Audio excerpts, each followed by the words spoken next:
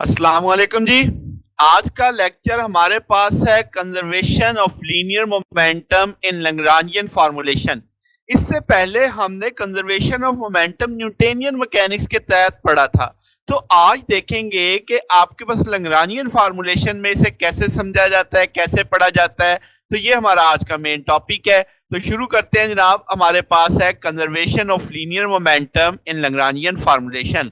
तो Lagrange equation of motion आपने पढ़ी for generalize coordinate let's say Q K. अगर मैं कहूं तो आप कह सकते हैं D by D T partial L over partial Q dot K minus partial L over partial Q should be equal to zero. ये हमारे पास लैग्रांज इक्वेशन ऑफ मोशन है, जहां पे लैग्रांज फंक्शन क्या है, L is equal to T minus V. तो ये जो डी क्यू के है यानी जो जनरलाइज कोऑर्डिनेट है वो आपको क्या बता रहा है, translational of entire system in a given direction. ठीक होगी बात। तो अब हम एक कंजर्वेटिव सिस्टम जब लेंगे तो कंजर्वेटिव सिस्टम में जो पोटेंशियल है वो तो वेलोसिटी का फंक्शन नहीं होता, इसी तरीके से काइनेटिक एनर्जी पोजीशन का फंक्शन नहीं होती। तो इसका मतलब आप सोचेंगे कि जब आप पोटेंशियल की चेंज को वेलोसिटी के लिहाज से देखेंगे तो वो जीरो आ जाएगा, इसी तरीके से काइनेटिक एनर्जी की चेंज को पोजीशन के लिहाज से देखेंगे तो वो जीरो आ जाएगा। तो ये चीज मैंने यहाँ पे मेंशन कर दी। अब जब लैग्रांज इक्वेशन है उसको क्या हम एल को टी माइनस वी की वैल्यू लगा दें तो क्या लिखा जा सकता है D by D T partial T minus V over partial Q dot K, और फिर माइनस में partial T minus V over partial Q K. अब जरा इस चीज का इस्तेमाल सोचो कि आपके पास v तो q डॉट पे डिपेंड नहीं करता, इसका मतलब ये फैक्टर नहीं आना चाहिए, जीरो कर देंगे इस जगह पे। फिर यहाँ पे आपके पास पार्शियल t और पार्शियल q, तो ये t वाला फैक्टर जीरो हो जाएगा। तो अब ये चीज मैंने यहाँ पे लिख दी आपको समझाने के लिए कि भाई D by D T partial T potential depend ही नहीं करता तो लिखने की जरूरत ही नहीं है, जीरो कर दो। इसी तरीके से काइनेटिक एनर्जी डिपेंड ही नहीं करती पोजीशन पे तो वो जीरो कर दो। तो ये नेगेटिव नेगेटिव क्या हो जाएगा, पॉजिटिव हो जाएगा। और ये D by D T partial T over partial Q dot K plus partial V over partial Q K आ जाएगा। अब ये जो चीज लिखी हुई है आपके पास D by D T partial T over partial Q dot K, क्या अब आप इसको पढ़ सकते हैं D by D T P K. P K क्या है, मोमेंटम है आपके पास, तो आपके पास इसे हम पी डॉट के लिख सकते हैं, यानी मोमेंटम का डेरिवेटिव आ गया आपके पास। और अब आपके पास जो partial V over partial Q K है ये जनरलाइज फोर्स के बारे में होगा।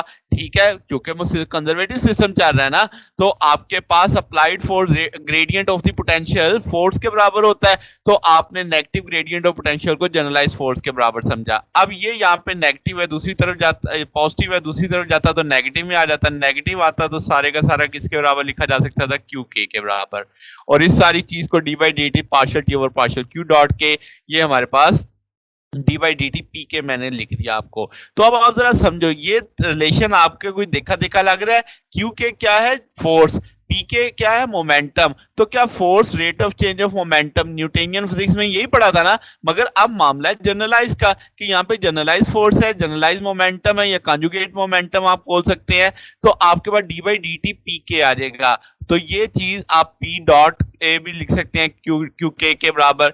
अब इक्वेशन 2 जो है ये हमारी इक्वेशन ऑफ मोशन बन गई लीनियर मोमेंटम के लिए। तो क्यू के जैसे मैंने क्या बताया कि कंपोनेंट ऑफ टोटल फोर्स है along the translation of Q के, इसी तरीके से पी के क्या है, component of the linear momentum, यानी आप मुकम्मल फोर्स या मुकम्मल मोमेंटम नहीं देख रहे, अलोंग अ सर्टेन डायरेक्शन आप इसे डिस्कस कर रहे हैं। ठीक होगी बात। अब इस सारे मामले को समझते हैं कि एग्जाम्पल की मदद से। कंजर्वेशन जो देखनी है, लेट से आप P1 से P प्राइम तक जाते हैं, आपने इसे कहा कि आपके पास पहली पोजीशन आर आई थी, फिर क्या होगी are I plus D R आई के तौर पे। तो आपने लिखा डी क्यू के बराबर है डी एक्स के। आपको यहाँ पे दिख भी रहा होगा कि आपके पास डी क्यू के और डी एक्स बराबर है एक्स यूनिट वेक्टर है, वो भी समझते हैं। फिर आपने इसी चीज को डी आर आई के बराबर कर दिया, ये सारी चीज आपको यहाँ पे लिखी हुई भी नजर आ रही है। फिर आप अगर यहाँ से एक्स यूनिट वेक्टर निकालोगे तो डी आर आई ओवर डी क्यू के लिखा जा सकता है या डी आर आई ओवर डी एक्स लिखा जा सकता है। तो ये चीज एक्स यूनिट वेक्टर के बराबर है। ये बहुत अहम इक्वेशन है, आगे मुझे दो जगहों पे इस्तेमाल करनी है। तो अब आपको यूनिट वेक्टर की वैल्यू की समझ आ रही है, डी आर आई ओवर डी क्यू के बराबर आप लिख सकते हैं डी आर आई ओवर डी एक्स, जैसे आपको आसानी समझ आती है। तो ये मैंने लिखा था क्यू के जनरलाइज फोर्स, आप इसे फिल वक्त एक्स एक्सिस पे समझ रहे हैं तो एफ एक्स के बराबर लिया जा सकता है। तो आप जनरलाइज फोर्स का टूल जानते हैं, आप जानते हैं summation n is equal to I to n F5 partial RI over partial QK। अब partial RI over partial QK को अगर यहां से समझो DRI ओवर DQK, तो इसका पार्शियल आप ले सकते हैं, तो वो चीज x यूनिट वेक्टर के बराबर है। तो इसका अंदर partial RI over partial QK की जगह हम x यूनिट वेक्टर लगा सकते हैं। डॉट प्रोडक्ट है, अगर आप a डॉट b बराबर b डॉट a के पढ़ते हैं तो कर देंगे, तो कोई फर्क नहीं पड़ेगा। ये अब आपकी टोटल फोर्स थी, तो आप इसे F कह दें।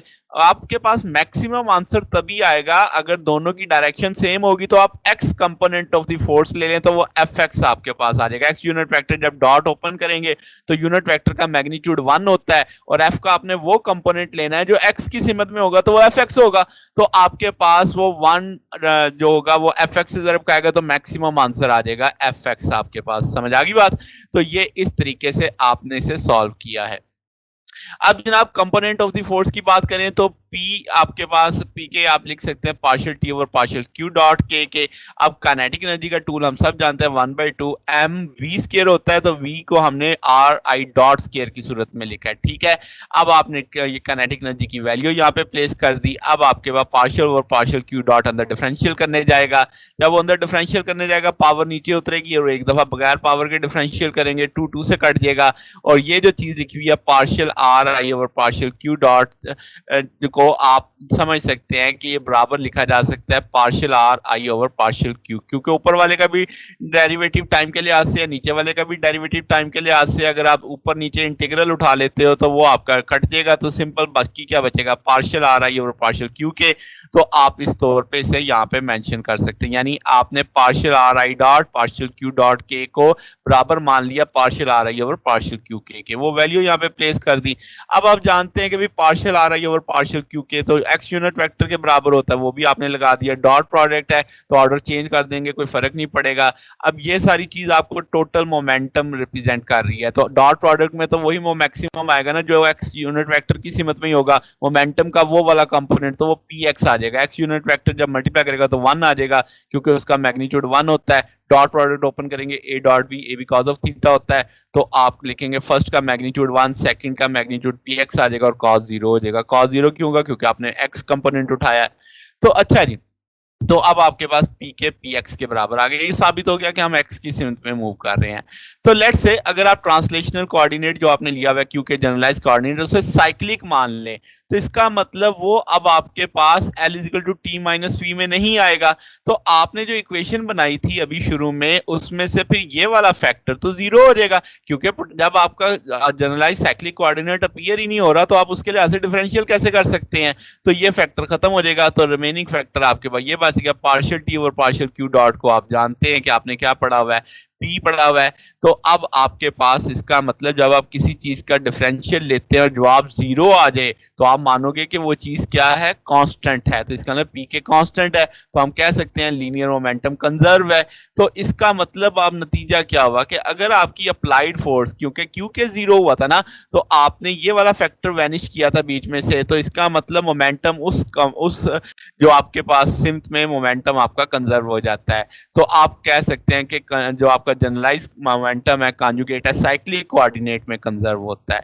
समझ आ गई बात? तो ये जनाब हमारा आज का टॉपिक था, सादा सा टॉपिक था। आपके पास आने वाले दिन में हम इसी तरीके से एंगुलर मोमेंटम की कंजर्वेशन देखेंगे लैग्रांजियन में, फिर एनर्जी की कंजर्वेशन को स्टडी करेंगे।